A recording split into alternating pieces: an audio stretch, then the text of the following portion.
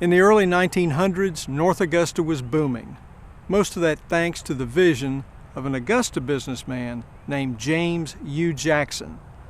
Some say the pinnacle of his success was here on this hill, the site of the former Hampton Terrace, a grand hotel.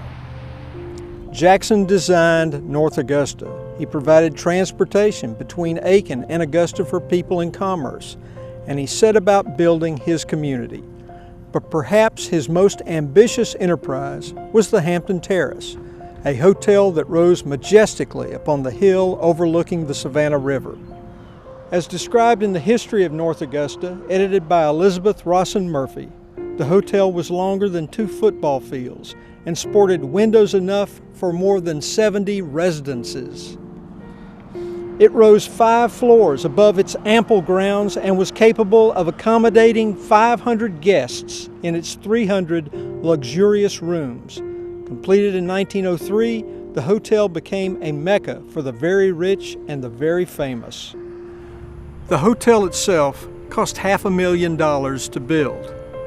They also spent $150,000 on its furnishings. The Hampton Terrace soon garnered a national reputation as one of the most elegant, handsome, and beautiful hotels in the South. With its tiers of windows, the hotel was designed to bring the sunlight into the rooms of guests, particularly those who came for the region's relatively mild winters. And they were some of America's biggest bigwheels, including Harvey Firestone, Marshall Field, and John D. Rockefeller.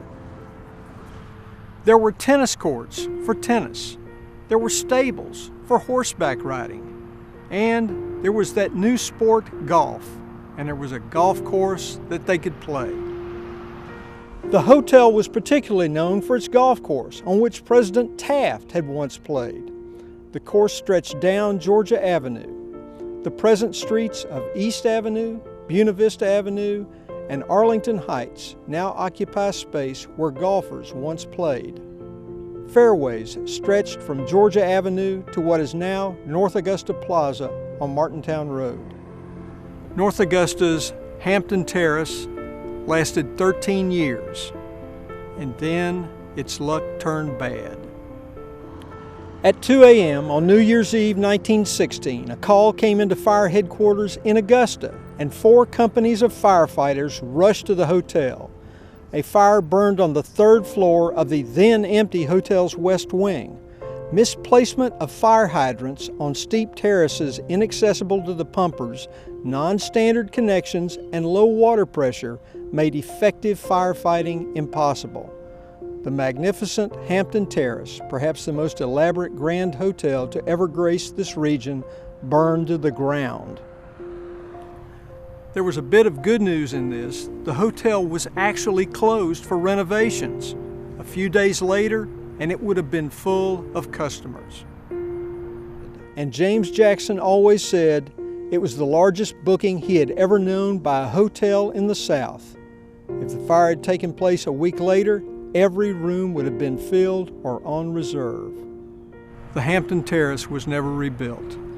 There were plans for another grand hotel somewhere near Belvedere, but Jackson passed away in the 1920s, and it was never constructed. Let's just say the grandeur that would have been North Augusta's Grand Hotel died with him.